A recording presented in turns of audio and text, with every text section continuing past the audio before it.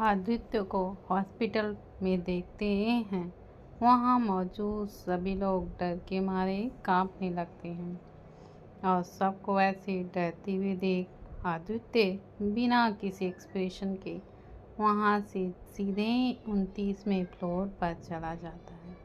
29वें floor पर पहुँचते ही आदित्य की नज़र अंश अभी जिस रूम में था उस रूम के बाहर खड़े सभी पर पड़ती है, पर वो बिना कुछ बोले वहाँ से सीधे अंदर अंश के रूम में जाता है जहाँ अभी आर्यन मौजूद था। आर्यन आदित्य को देखता है। आदित्य को वहाँ देखकर आर्यन अपने आप को थोड़ा सा प्रेजेंटेबल बनाता है और फिर आदित्य से कहता है, thank to come in her sir. तभी आदित्य अंश की तरफ देखकर अपनी प्ले जबान में आयरन से पूछता है, what happened to him suddenly and now how will going to the assistant mean the surgery. Aditya का सीधा साफ सवाल सुनकर आर्यन को कोई शॉक्ड नहीं लगा था, क्योंकि वो खुद भी आदित्य को बहुत अच्छे से जानता था कि आदित्य अपने प्रोफेशन को लेकर कितना ज़्यादा सीरियस और स्ट्रेंथ माइंडेड रहता है। आदित्य लगभग उन दोनों अंश और आयरन की ही उम्र का था, पर वो प्रोफेशनली उन दोनों से ही सीनियर था। तभी अंश की तरफ आयरन देखता है और फिर आदित्य की तरफ देखकर उससे कहता है, अंश सर की हालत बिल्कुल भी ठीक नहीं है, तो ऐसे में वो सर्जरी बिल्कुल भी नहीं कर सकते। आज हंस सर की जगह पर मैं आपको असिस्टेंट कर सकता हूँ। सर, अगर आपको कोई प्रॉब्लम ना हो तो मैंने उस केस को पूरी तरह से स्टडी किया है, तभी मैं आपसे कह रहा हूँ कि मैं आपको हेल्प कर सकता हूँ, प्लीज़ सर। तभी आदित्य अपनी प्लेन आवाज़ में आयरन से कहता है, ओके डॉक्टर खन्ना, और वैसे भी मैं नहीं चाहता कि किसी एक की वजह से किसी इनोसेंट की लाइफ खराब हो, तो लेट्स गो, क्योंकि मेरा एक एक पल बेहद ही कीमती है और मुझे मेरा टाइम वेस्ट नहीं करना है। इतना कहकर आदित्य उस रूम से बाहर निकलता है और फिर उसे हॉस्पिटल की तरफ से ओटीपी यूनिफॉर्म, जो असल में एक नेवी ब्लू हॉस्पिटल स्क्रब था, दिया जाता है। आदित्य वो कपड़े चेंज करता है और फिर उसी फ्लोर पर जो ओटी था उसमें चला जाता है। उसके पीछे आर्यन भी जाता है और कुछ ही देर में ऑपरेशन स्टार्ट होता है। 4 घंटे बाद हंस के पर्सनल रूम में कायरा और शायरा अभी भी हूर के पास ही थे, पर अभी उन दोनों की आंखें लग चुकी थीं। तभी अचानक से हूर, जो अपनी गहरी नींद में सोई हुई थी, को अपने नींद में ही कुछ याद आने लगता है। कुछ धुंधली सी तस्वीरें उसकी आंखों के आगे आने लगती हैं और वो मम्मा कहते हुए जोरों से चीखती है और फिर अपनी नींद से उठकर बेड पर बैठ जाती है। हूर की आवाज़ कम चीख सुनकर वो दोनों लड़कियां भी अपनी नींद से जाग जाती हैं और फिर हूर की तरफ देखती हैं, जो अभी बहुत तेज सांसें ले रही थी। तभी सारा हूर का एक गाल पकड़ते हुए उससे कहती है, हूर, क्या हुआ बेबी? आपने कोई बुरा सपना देखा है क्या? हाँ?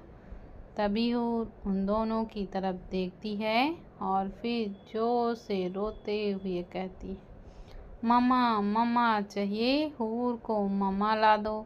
मम्मा, भले ही हूर 17 साल की थी, पर उस ड्रग की वजह से उसका दिमाग अभी एक 5 साल के बच्चे जैसा बन चुका था। और जैसा कि हम सब जानते हैं कि छोटे बच्चों को उनकी माँ की कितनी ज़्यादा आदत और ज़रूरी होती है, तो हमारी हूर के साथ भी कुछ वैसा ही हो रहा था। उसे उसकी मम्मा चाहिए थी, क्योंकि उसे इस वक्त उसे अपनी मम्मा की सबसे ज़रूरत थी। और यहाँ हूर को कमी पूरी करने वाला कोई नहीं था। इस वक्त हूर अपनी माँ के लिए तड़प रही थी, और ऐसे में कोई नहीं था जो उसकी माँ का प्यार उसे दे सके। तभी कायरा हूर का हाथ पकड़ती है और रोते हुए ऐसे कहती है, हूर मम्मा नहीं है ना, प्लीज़ समझने की कोशिश करो ना।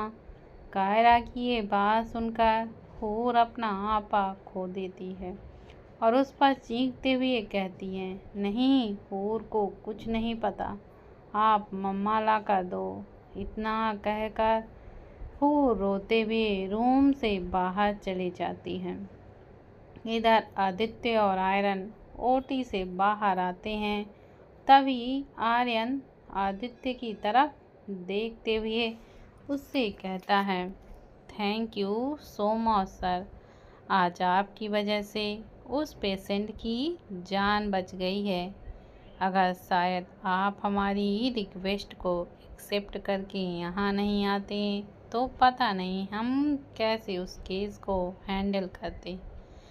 ये केस तो अयान सर के हाथों से भी निकल चुका था, उन्हें खुद को समझ ही नहीं आ रहा था। दैट्स वाई कि उन्होंने आपकी हेल्प ली। Once again thank you so much sir.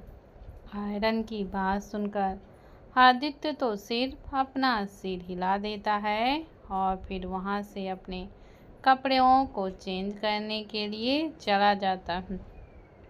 उसके जाते ही आर्यन खुद से ही कहता है, ये तो आंसर से भी बहुत ज़्यादा रूड और स्ट्रिक्ट है। वो तो अच्छा हुआ कि इनके आगे मेरे हाथों से कोई भी गलती नहीं हुई, वरना मेरी एक छोटी सी गलती के लिए कहीं ये मेरा मेडिकल लाइसेंस ना कैंसिल करवा देते। इनके पास तो आंसर से भी कहीं ज़्यादा पावर है। अच्छा हुआ बाबा जी, मैंने कोई गलती नहीं की। इतना कहकर आर्यन भी वहाँ से चला जाता है। वहीं दूसरी तरफ हूर रोते और चीखते हुए हंस के केबिन से बाहर आती है, और हंस भी बाजू वाले रूम में ही था। उसकी वजह से वो लोग हंस के रूम के बाहर ही थे। जैसे ही हूर हंस के केबिन से बाहर आती है तो उसकी आवाज़ रोने की सुनकर वो सब हूर की तरफ देखते हैं, पर जैसे ही उनका ध्यान हूर के चेहरे पर पड़ता है, उनकी आंखें एकदम फटी की फटी रह जाती हैं, क्योंकि रो रो कर हूर का चेहरा अभी पूरी तरह से सूख चुका था, और उसी वजह से वह भी किसी पांडा की तरह लग रही थी। हूर को ऐसे देखकर रागिनी उसकी तरफ आती है और फिर उससे पूछती है, क्या हुआ हूर, आप रो क्यों रहे हो? तभी हूर अपनी मासूम सी आंखों से रागिनी की तरफ देखते हुए उससे कहती है, हूर को मम्मा ला दो ना। माँ, हूर को मम्मा चाहिए, हूर को बहुत ज़्यादा डर लग रहा है।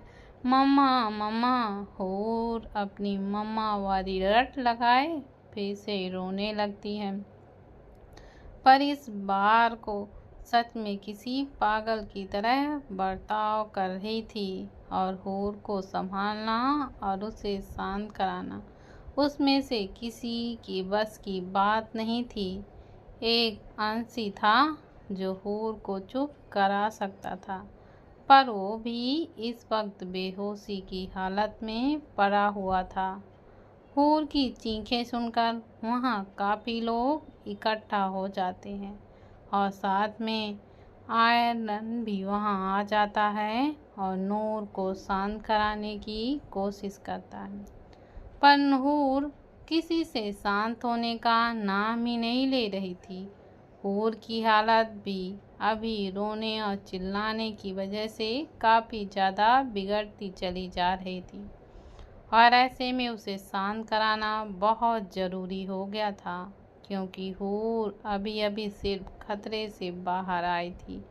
वो पूरी तरह से ठीक नहीं हुई थी, तो ऐसे में हूर के लिए किसी भी तरह का स्ट्रेस उसकी जान के लिए बहुत ही ज़्यादा रिस्की साबित हो सकता है। वो सभी हूर को शांत कराने की कोशिश कर ही रहे थे, और बाकी सब वहाँ जमकर वो सब देख रहे थे।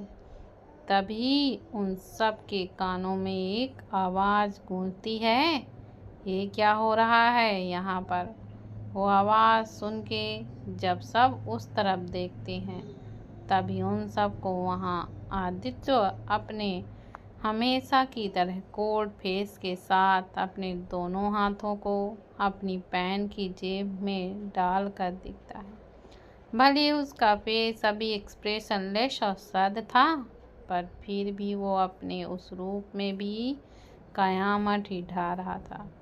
तभी आदित्य की नज़र रोती बिलखती हूर पर पड़ती है, और उसको देखने के बाद आदित्य एक पल के लिए तो अपनी पलकें झपकाना ही भूल जाता है, और एकटक बस उसे ही देखने लगता है। तभी हूर की चीखों की वजह से उसका ध्यान एकदम टूटता है, और उसे ये एहसास होता है कि हूर कैसे रो रही है। ये देखकर उसे अजीब सा लगने लगता है। उसका एक बार फिर से दिल घबराने लगता है। तभी आदित्य अपने आप को रोक नहीं पाता और हूर की तरफ खींचा चला जाता है।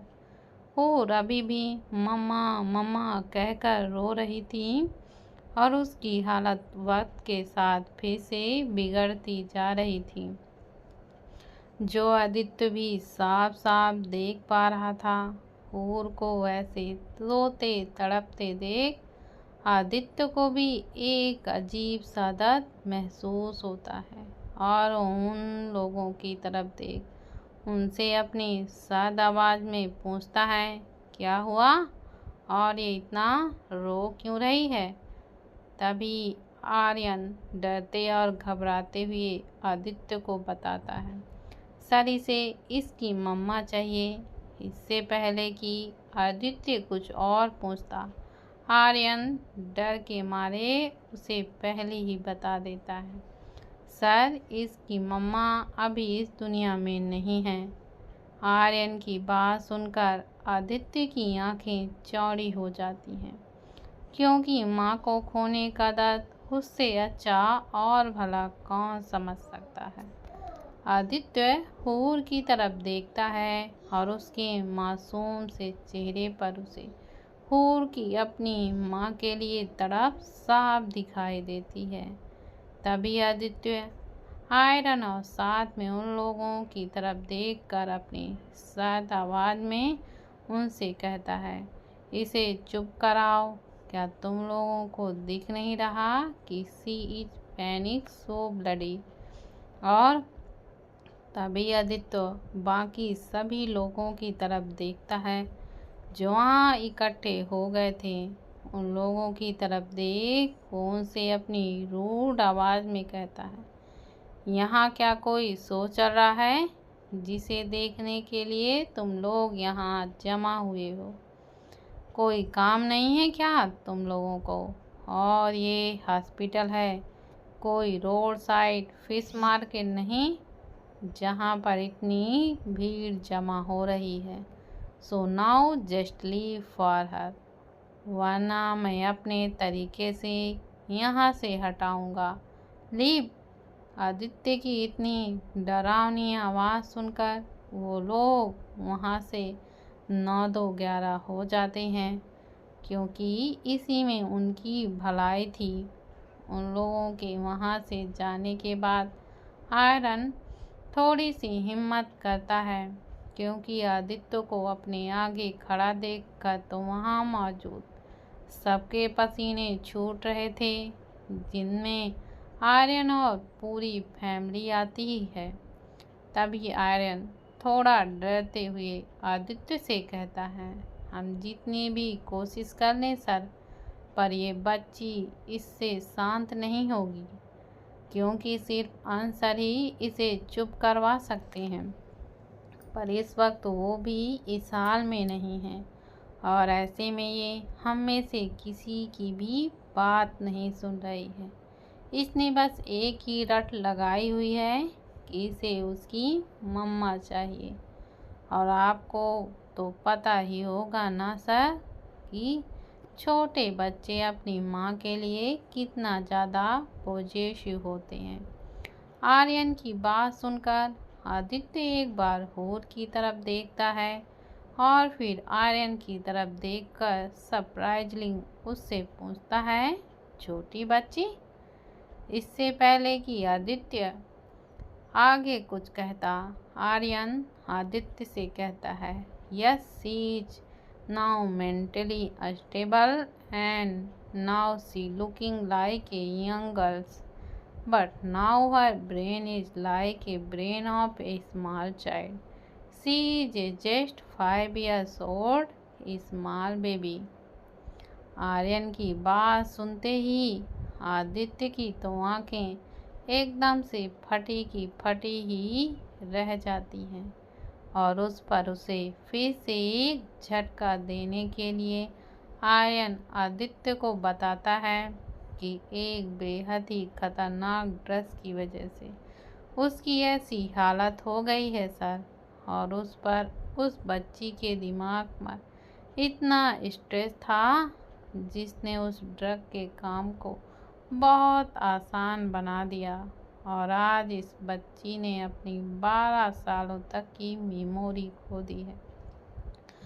तभी आदित्य बैंकली उससे पूछता है, 12 साल, इसकी एक्चुअल एज क्या है? इस पर आर्यन आदित्य को बताता है, she is 17 years old now. Aryan की बात सुनकर आदित्य को एक शॉक सा लगता है, और वो हूर की तरफ देखता है, जो कि रो रो कर पूरी तरह से बेहाल हो चुकी थी। ऊपर से हूर की स्किन इतनी ज़्यादा सेंसिटिव थी कि पूरी तरह से रोने की वजह से उसकी पूरी बॉडी लाल हो रही थी, तो उससे उसका वहीं चेहरा भी गहरा लाल हो चुका था। हूर के चेहरे की तरफ देखकर ही ऐसा लग रहा था कि मानो उसके चेहरे को छूते ही उसके चेहरे से खून निकलने लगेगा। वक्त के साथ हूर की हालत भी और बिगड़ती जा रही थी, जिसे देखकर वहाँ सब डर रहे थे। तभी सारा रोते हुए उन सब से कहती है, प्लीज़ कुछ करो ना, हूर की तबीयत फिर से खराब हो रही है। जस्ट अभी अभी तो मौत के मुंह से बाहर आई है, और अगर ऐसे ही रहा तो कहीं हम फिर से हूर को खो ना दें। सारा की बात सुनते ही आदित्य के दिल में एक दर्द सा महसूस होता है, और वो बिना कुछ सोचे समझे हूर के पास आता है, और फिर बिना वक्त गंवाए हूर को अपनी बाहों में भरकर उसे अपनी तेजी से धड़कते हुए सीने से लगाता है। जैसे ही आदित्य हूर को अपने सीने से लगाता है, उसे एक सुकून सा महसूस होता है, और उसके दिल से एक ही आवाज़ आ रही थी जो उससे कहती है, शी इज़ द वन। जब आदित्य हूर को अपने सीने से लगाता है, तभी उसे हूर की पूरी बॉडी किसी आग में जलती हुई भट्ठी की तरह बहुत ही गर्म महसूस होती है। तो वहीं दूसरी तरफ आदित्य के इस कदम से वहाँ मौजूद सभी लोग चौंक जाते हैं, पर कोई कुछ भी नहीं बोलता, क्योंकि सब डरते थे आदित्य से। तभी आदित्य हूर के बालों को सहलाते हुए अपनी सॉफ्ट वॉइस में उससे कहता है, शांत हो जाइए बेटा। देखिए, आप रो रो कर आपकी तबीयत खराब कर रहे हो, जो आपको नहीं करना चाहिए। तभी हूर आदित्य की बाहों में रोते हुए उससे कहती है, हूर को मम्मा ला दो ना। हूर की बात को सुनकर आदित्य को बहुत ही बुरा लगता है, पर पता नहीं क्यों शायद खुद पर बहुत गुस्सा भी आने लगता है कि वो चाह कर भी हूर की ये विश कभी भी पूरी नहीं कर सकता था। आदित्य हूर की बालों को सहलाते हुए अपने मन में खुद से कहता है, इसे इतने दर्द में रोता तड़पता देखकर मुझे क्यों इतनी तकलीफ हो रही है, और क्यों नहीं देख पा रहा हूँ मैं इसे ऐसे। क्या यही वो लड़की है, और यही वो वजह है जिसके कारण मैं खुद इतना परेशान रहता हूँ? क्या इसी वजह से मेरे दिल में हमेशा से एक अजीब सा डर बना रहता था? मुझे कुछ भी नहीं पता, पर इतना पता है कि इसे अपने सीने से लगाते ही मेरे दिल को बहुत ही सुकून मिला, जो मैं इतने सालों से ढूंढ रहा था।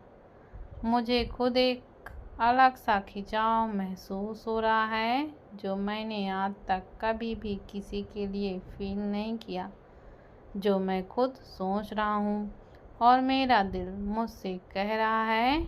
अगर वो सच है तो मैं कभी इसे अपने आप से अलग नहीं होने दूंगा, लेकिन अभी के लिए मुझे पहले इसे शांत कराना होगा।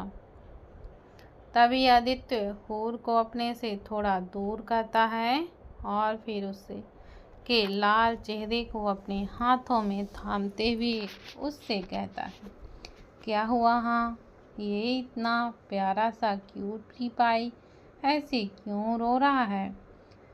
आदित्य के हूर की इतनी सॉफ्ट साइड देखकर वहाँ मौजूद सभी आर्यन और अंश की फैमिली और फ्रेंड को झटके पर झटके लग रहे थे, क्योंकि खुद उन सबको भी ये बात बहुत अच्छे से पता थी कि आदित्य बी सिंह कितना हार्टलेस इंसान है। आदित्य का सवाल सुनकर हूर आदित्य की तरफ देखती है और फिर सुसकते हुए उससे कहती है, हूर को मम्मा मम्मा चाहिए। इस पर आदित्य हूर के बहते आंसुओं को अपने थंब से साफ करते हुए उससे कहता है, मम्मा चाहिए आपको?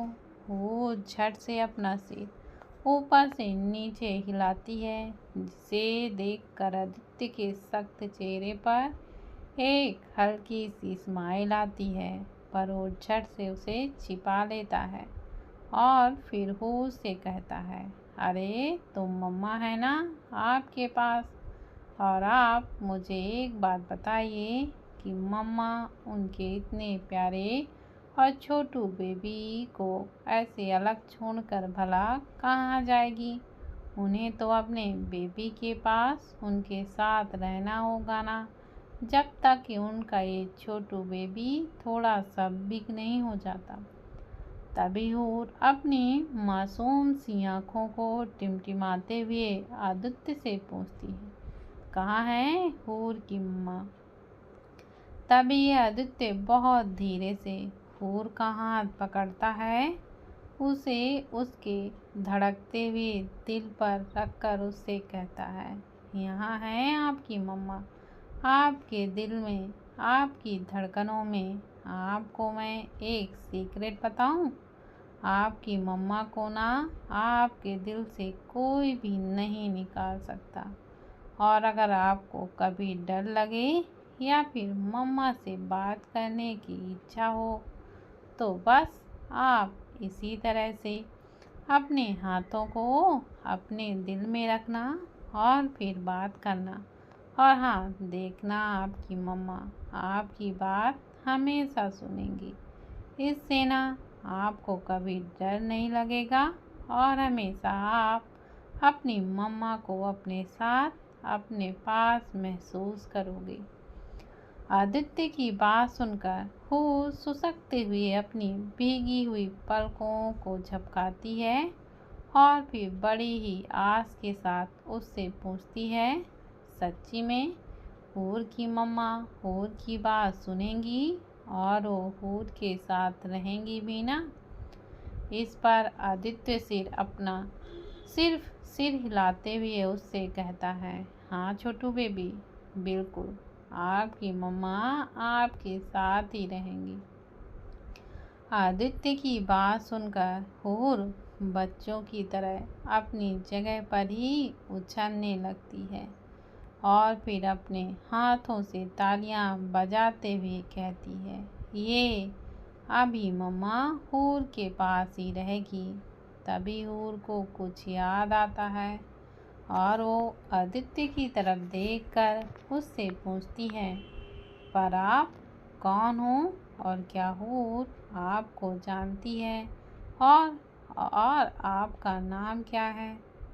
हूर ये सभी सवाल अपने एक ही सांस में पूछती है, जिसे देखकर आदित्य उसके बालों को सहलाते हुए उससे कहता है, अरे अरे छोटू बेबी, आप पहले ठीक से सांस तो ले लीजिए। आपने तो एक ही बार में मुझसे इतने सवाल पूछ लिए, पर कोई बात नहीं, मैं आपको उन सब का जवाब देता हूँ। तो सबसे पहले ना, इस प्यारे से बेबी का फ्रेंड हूँ और आपको पता है मुझे ना आपकी मम्मा ने आपके पास भेजा है ताकि आप मुझसे फ्रेंडशिप कर सको। तो क्या ये प्यारा सा और क्यूट सा बेबी मुझसे फ्रेंडशिप करेगा? आदित्य की बातें सुनकर हूर बिना अपनी पलकें झपकाए आदित्य को ही एकटक देखने लगती है और फिर एक सेकंड के बाद उसका हाथ पकड़ते हुए उससे पूछती है, आपको हूर की मम्मा ने भेजा है और क्या आप सच में हूर के फ्रेंड बनोगे जैसे अंशु हूर के फ्रेंड हैं? अंश का नाम सुनते ही आदित्य कंफ्यूज सा हो जाता है। तभी आर्य जी हूर की तरफ देखते हुए आदित्य से कहते हैं, और मेरे बेटे आयांश को बचपन से अंशु बुलाती थी। आदित्य आर्य जी की बात पर बिना कोई एक्सप्रेशन दिए उसे अनसुना करते हुए हूर की तरफ देखता है और फिर हूर की छोटी सी नाक को खींचते हुए अपने नर्म आवाज में उससे कहता है, मुझे भी तो इतनी प्यारी सी फ्रेंड चाहिए ना अपने लिए। मैंने भला ऐसी कौन सी गलती कर दी जो मैं इस छोटू से बेबी का फ्रेंड नहीं बन सकता? तभी हूर खिलखिलाकर हंसते हुए आदित्य से कहती है, नहीं आपने कोई गलती नहीं की, आप तो हूर के फ्रेंड बन ही सकते हो, पर इसके लिए ना आपको हूर की बात माननी होगी। तभी आदित्य अपने दोनों हाथों को फोल्ड करता है और अपनी एक आईब्रो को ऊपर उठाते हुए हूर से पूछता है, और मुझे आपकी कौन सी बात माननी होगी? तभी हूर अपनी टिमटिमाती आँखों के साथ एक बड़ी सी स्माइल देते हुए आदित्य से कहती है, आपको हूर को बहुत सारी चॉकलेट लाकर देनी होगी, तभी हूर आपसे फ्रेंडशिप करेगी।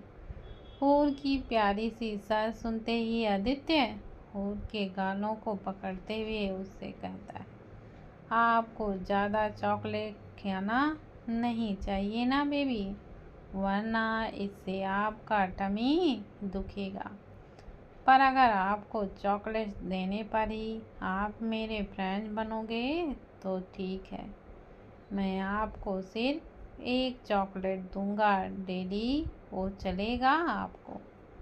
आदित्य की बात सुनकर हूर अपने नीचे वाले होठों को आगे करती है और फिर अपनी उंगलियों को अपने सिर पर टैप करते हुए कुछ सोचती है। तभी हूर आदित्य की तरफ देखकर एक बेबी फेस बनाते हुए उससे कहती है, ओके, हूर को चलेगा, पर आप हूर को अपना नाम तो बताओगे, तभी तो हूर को पता चलेगा ना कि उसका न्यू फ्रेंड कौन है।